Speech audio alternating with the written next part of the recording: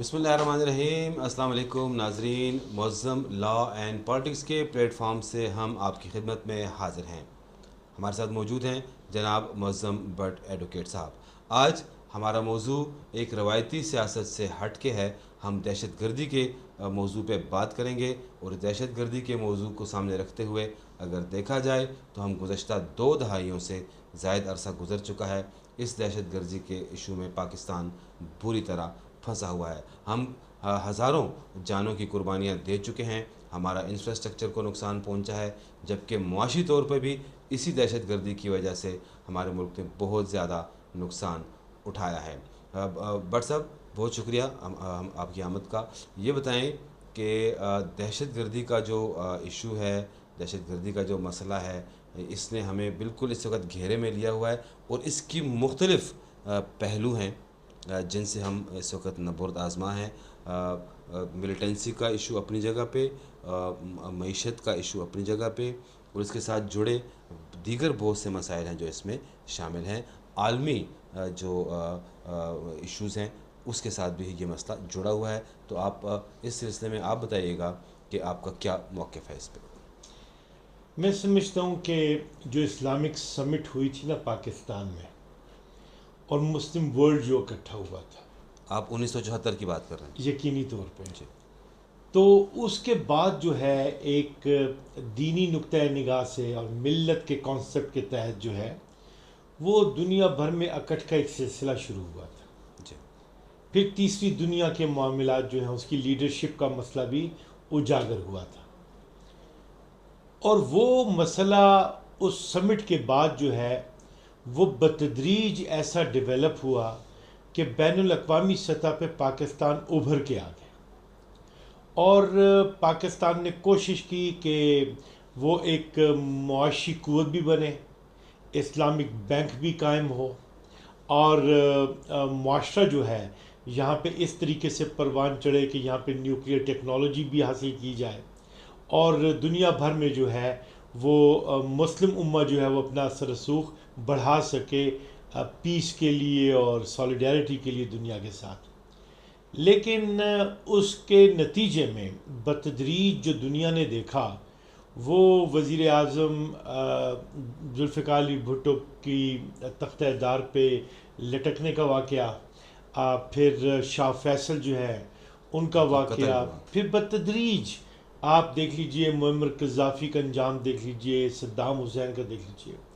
Consistent ایک policy جو ہے نا وہ خاص طور پہ اس حوالے سے جاری و ساری رہی، اور پھر اس پہ ترا یہ ہوا کہ یہاں پہ جب مارشل لاء قائم ہوا، ذوالفقار علی بھٹو کی حکومت ہٹائی گئی، تو یہاں پہ پھر اس وقت یونیلیٹرل پاور جو ہے اس کا ایک کانسیپٹ ڈیولپ ہو گیا۔ رشیا جو ہے وہ داخل ہو گیا افغانستان میں، اور پاکستان جو ہے اس چیز کو پریمپٹ کرتے ہوئے کہ یہ معاملہ الٹیمیٹلی ہماری طرف آنا ہے، تو وہ جو ہے اپنے افغان بھائیوں کی امداد کے لیے چلے گئے جو کہ ریزسٹ کرنا چاہتے تھے رشین پاور کو، اور اس موقع سے فائدہ اٹھاتے ہوئے دنیا نے رخ کر لیا یہاں کا، پوری دنیا ہی آ گئی۔ تو آپ بے شک اسے کہہ دیں مسلم ورلڈ آ گیا، لیکن جو معاشی طاقت آئی تو اس میں مغرب کا بہت بڑا ہاتھ تھا، تو اس کے نتیجے میں یہاں پہ ایک وار فیئر شروع ہو گیا، اور پاکستانی سوسائٹی جو ہے وہ ایک لانچنگ پیڈ بن گئی، اور آپ نے دیکھا کہ پھر یہ تمام تر جو قریبی ممالک تھے وہ سرایت کر کے پاکستان کے رگو پے میں آ گئے۔ اس وقت یہ بات چلی کہ مہاجرین و انصار کے اصول پہ ہم لوگوں نے کام کرنا ہے۔ اب بہرحال پاکستانی قوم جو ہے اس نے جو ہے اس چیز کو ایبزارب بھی کیا اور چلتے رہے۔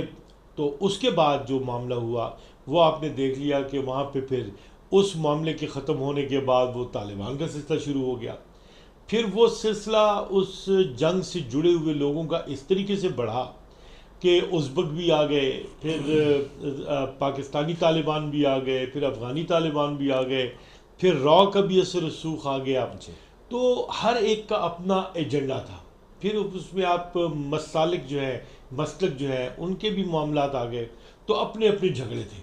تو وہ تمام کے تمام اسٹیک ہولڈرز جو ہیں وہ سرایت کر گئے یہاں پہ، اور انہوں نے جو ہے ری ایکٹ کرنا شروع کر دیا، ہمیں چیلنج کرنا شروع کر دیا. تو وہ ایک اور مسئلہ جو ہے وہ ہمارے سامنے آ گیا. اسی لیے آپ یہ دیکھیں کہ پاکستان جو ہے وہ نیشنل انٹرسٹ کی آواز جو ہے وہ ہمیشہ بلند کرتا رہا ہے، اس لیے کہ ریاست کو بچانے کے لیے داخلی اور خارجی جو چیلنجز تھے ان کو میٹ کرنے کے لیے یہاں پہ مستقل ایک جد و جہد ہوتی رہی. تو اور وہ جد و جہد کس کے سامنے تھی، کس کے بالمقابل تھی؟ وہ یقیناً ملیٹنٹ فورسز کے خلاف، وہ یقینی طور پہ جہادی تنظیموں کے خلاف، وہ یقینی طور پہ ملک دشمن عوامل کے خلاف وہ ایک سلسلہ جاری رہا. آئیڈیالوجی کو بچانا بھی مشکل ہوا، معاشرے کو محفوظ رکھنا بھی ایک چیلنج ہو گیا، اور پھر افغانستان کے مسئلے کو حل کرانے کے لیے ایک جد و جہد جو ہے وہ بھی ایک چیلنج کی صورت میں آ گئی. اور پھر یہ آپ نے دیکھا کہ افغان بھائی جو ہیں وہ اپنی جگہ پہ ناراض ہوئے، انہوں نے اپنی حکومت قائم کی، اور پاکستان نے ان کو بھی پٹڑی پہ لانے کے لیے طالبان حکومت کے بننے کے فوراً بعد یہاں پہ ایک سمٹ بلوائی، اور اس میں ان کے جو ہے سپورٹ کے لیے جو ہے وہ فنڈ جنریٹ کرنے کا بھی ایک سلسلہ شروع کیا. دنیا کو بتایا کہ جناب آپ کی ذمہ داری ان چینج سرکمسٹانسز میں کیا بنتی ہے. ہماری بٹ صاحب آپ کی بات کو جاری رکھتے ہوئے یہ بتائیں کہ ہماری پالیسیز بھی اس میں تبدیل ہوتی رہی ہیں. اس حوالے سے جو آپ افغان کی بات کر رہے ہیں، افغان جنگ کی بات کر رہے ہیں، اور اس کے بعد آپ نے جو حالات پہ روشنی ڈالی ہے، تو اس میں یہ بھی سامنے آتا رہا کہ ہم پہلے ایک پالیسی پہ چلتے رہے، اس کے بعد 9/11 کے بعد ہم نے ایک دم پالیسی شفٹ لے لیا، تو اس سے بھی نقصان ہوا. بے شک نقصان ہوا ہے، لیکن بات یہ ہے کہ اس پالیسی شفٹ کا انحصار جو تھا وہ اس بات پہ تھا کہ اس وقت کیفیت بدل گئی. مثال کے طور پہ جس وقت رشین ریزسٹنس تھی تو فارن سپورٹ بھی تھی، وہ چاہے آپ عسکری نقطہ نظر سے بولیں، جی چاہے لاجسٹک سپورٹ کے نام دیں اسے، جو بھی ہے وہ وہاں پہ تھی. وہ ان کی جنگ ختم ہوئی، وہ ان لوگوں نے وہاں پہ پیر نکالے، پاکستان کو اکیلا چھوڑ دیا. جی تو لاجسٹک سپورٹ جب ختم ہوئی، فارن انٹرسٹ مغرب کا ختم ہوا، تو چیلنجز یہاں پہ بڑھ گئے، بڑھ گئے. اس لیے کہ اس دورانیے میں کئی فورسز پاکستان کے رگو پہ میں اتر آئی تھیں.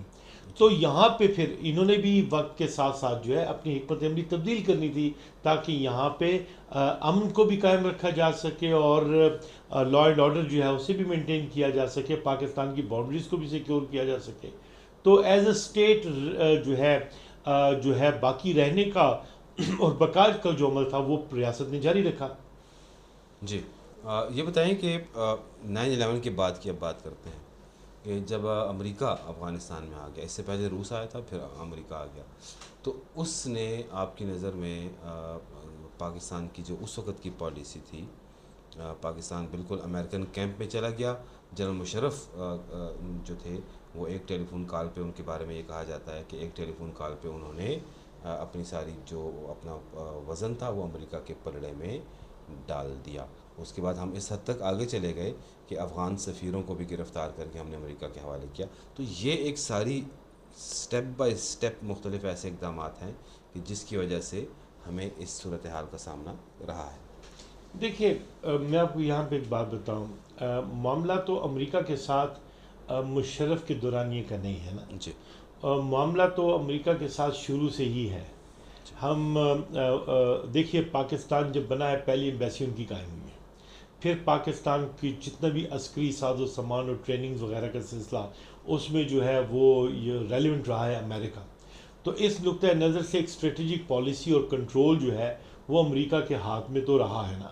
تو اس لیے وہ اس پوزیشن میں تھے کہ ڈپلومیٹک فرنٹ پہ اور عسکری نقطۂ نظر سے وہ اپنے جو اثر رسوخ کو بڑھاوا دیتے رہے. جی تو اس پالیسی کو چیلنج کرنے کی جب بھی کسی نے کوشش کی ہے تو وہ بڑی ہزیمت کا سامنا انہیں کرنا پڑا ہے. مثال کے طور پہ ذوالفقار علی بھٹو جنہوں نے اسلامک ریولوشن کی ہے، اسلامک ایوولوشن کی ہے، اکانومی کی بات کی تھی، تو آپ یہ دیکھیے کہ وہاں پہ پھر ڈپلومیٹک فرنٹ پہ کتنے ایشوز ڈیولپ ہوئے، حتیٰ کہ وہ جو ہے اس لیٹر کا قصہ بھی ہے کہ کسنجر صاحب کی طرف سے لیٹر آیا کہ کہ بھئی تمہیں عبرت کا نشان بنا دیا جائے گا. بھٹو صاحب نے وہ چیز قوم کے سامنے بھی رکھی.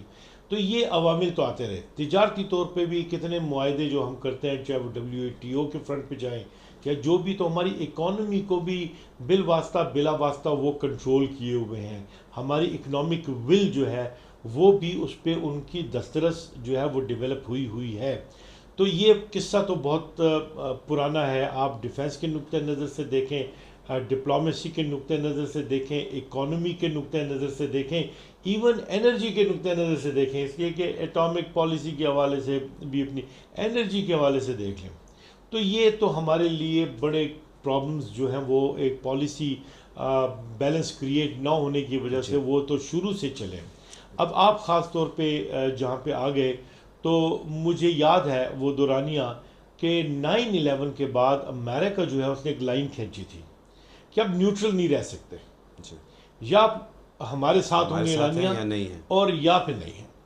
اچھا, وہ نیٹو بھی آپ نے دیکھا کہ وہ امریکی اس میں حصار میں تھی.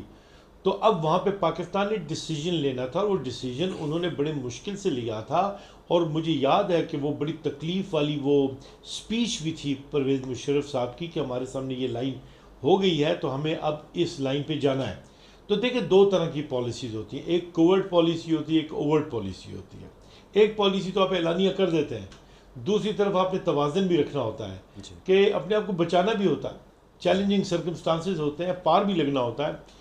تو میں آپ کو یہ بات بتاؤں کہ بش نے جو اپنی پھر کتاب لکھی اور ایون اس نے مشرف صاحب کی نسبت سے جو بات کی تو اس نے بڑی ڈس اپوائنٹمنٹ بتائی تھی, اور انہوں نے یہ بتایا تھا کہ اس پہ جو ہے کافی ریلائنس تھی ہماری مشرف صاحب پہ, لیکن وہ ہماری ناکامی کی سب سے بڑی وجہ وہی بنے. مطلب وہی اوورٹ اینڈ کوورٹ پالیسی کی وجہ جو ہے نا وہ آپ کو نظر آئی ہے. لیکن موجودہ حالات کی طرف آتے ہیں. جی, ہم 2009 میں بھی ہم نے مالاکنڈ آپریشن ہوا ہمارے پاس سوات میں. اس کے ساتھ ساتھ جو قبائلی اضلاع تھے ہمارے جنوبی وزیرستان, شمالی وزیرستان, وہاں پہ آپریشن راہ نجات ہوئے, وہاں پہ آپریشن ضرب عضب ہوا.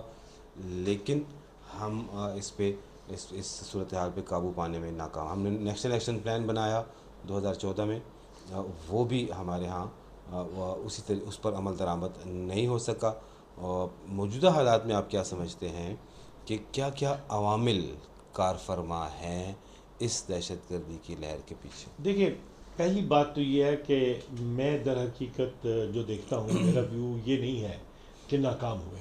جی, دیکھیں بیک لیش ہوتا ہے نا, تو اس میں پوزیشن ایسی ہے کہ مجھے یاد پڑتا ہے کہ جب یہ واقعہ 9/11 کے بعد تھا اور صوفی محمد صاحب نے اعلان کیا تھا کہ بھئی چلے جاؤ, چلو افغانستان, تو میں نے اس وقت ایک پمفلٹ جاری کیا تھا. میں نے انہیں کہا تھا کہ انٹرنیشنل چیلنجز کی وجہ سے یہ وقت صف بندی کا ہے, معاملہ فہمی کا ہے. آپ جانے سے پہلے یہ سوچ کے جائیں گے کہ آپ کیا کرنے جا رہے ہیں, کیا کردار ہوگا جو آپ نے ادا کرنا ہے. لیکن بہرحال وہ ایک لگاوٹ جو ہے نا وہ دین سے اور جہاد سے وہ اس وقت تک تو ڈیولپ ہو چکی تھی. یہ لوگ گئے بھی اور کافی لاسز ہوئے تھے, جانی لاسز ہوئے تھے اس ایبرپٹ اپروچ کی وجہ سے. لیکن آپ کو میں یہ یاد دلاؤں کہ فاٹا اس وقت مرجڈ ایریاز نہیں تھے. یہاں پہ فیصلے پاکستان بننے کے بعد سے آپ نے دیکھا تواتر کے ساتھ موسٹلی یہی کے لوگ جو ہے کرتے رہے ہیں اپنے رسوم و روائج کے مطابق.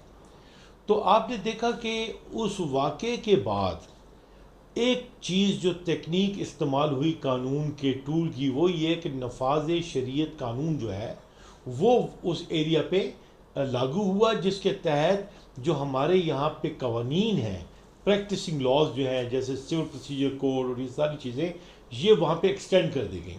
عدالتیں بھی بنا دی گئیں اور عدالتوں کو بتایا بھی گیا کہ آپ نے سارا کام اردو میں کرنا ہے.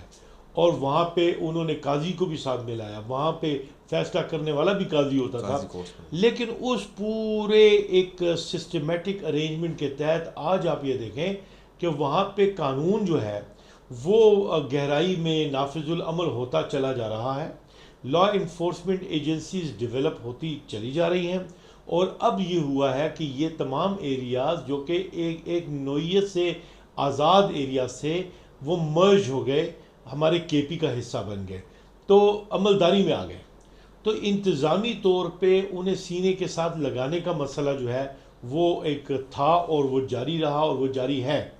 پھر ظاہر ہے جب آپ ایکسیشن کرتے ہیں اور ملتے ہیں کسی خطے سے تو آپ کو پتہ ہے کہ انتظامی کتنے ایشوز ڈیولپ ہو جاتے ہیں، اس وقت کتنے لوگوں نے اپنے اسٹیٹس ڈیولپ کیے ہوتے ہیں اور وار لارڈز بن گئے ہوتے ہیں۔ تو آپ نے دیکھا کہ ان آپریشنز میں کئی ہمارے جو ہے فوجی جوان جو ہیں وہ بھی شہید ہوئے، لیکن لا اینڈ آرڈر اور ریٹ آف گورنمنٹ جو ہے وہ بتدریج ڈیولپ ہوتی رہی ہے۔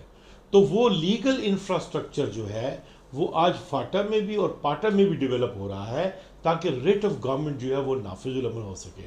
اور ہوتا بھی یہی ہے کہ در حقیقت آپ نے انتظامی معاملات کو سہارا اسی وقت دینا ہوتا ہے جب آپ وہاں پہ موجود بھی تو ہونا۔ جیسے آپ دیکھ لیں کہ جب سرکمسٹانسز چینج ہوئے تو اس وقت تو پولیٹیکل ایجنٹس وغیرہ وہ تمام سسٹم بھی پولوٹ ہو چکا ہوا تھا، اس لیے کہ وہاں پہ تو ایک انٹرنیشنل ایکسس ہو گیا تھا، ہر کوئی آ رہا تھا، ہر کوئی جا رہا تھا، چیلنجنگ سچویشنز بن گئی تھیں۔ تو پھر وہ سسٹم ختم کر کے اور پھر لا کو ایکسٹینڈ کرنا اور پھر لا اینڈ آرڈر کو مینٹین کرنا، یہ ایک چیلنج تھا جو کہ ابھی بھی اس پہ بتدریج کام ہو رہا ہے، اور ابھی بھی کئی سالوں پہ محیط یہ ایکسرسائز چلے گی تاکہ کلی طور پہ وہاں پہ لا اینڈ آرڈر ڈیولپ ہو جائے۔ بہت شکریہ بٹ صاحب، یہ ناظرین کرام آج ہماری گفتگو کا پہلا حصہ تھا۔ ہم آئندہ ویلاگ میں اپنی گفتگو جاری رکھیں گے اور اس کا دوسرا حصہ بھی آپ کی خدمت میں پیش کریں گے۔ ہمارے چینل کو لائک، سبسکرائب اور شیئر ضرور کیجیے۔ اللہ حافظ ناصر۔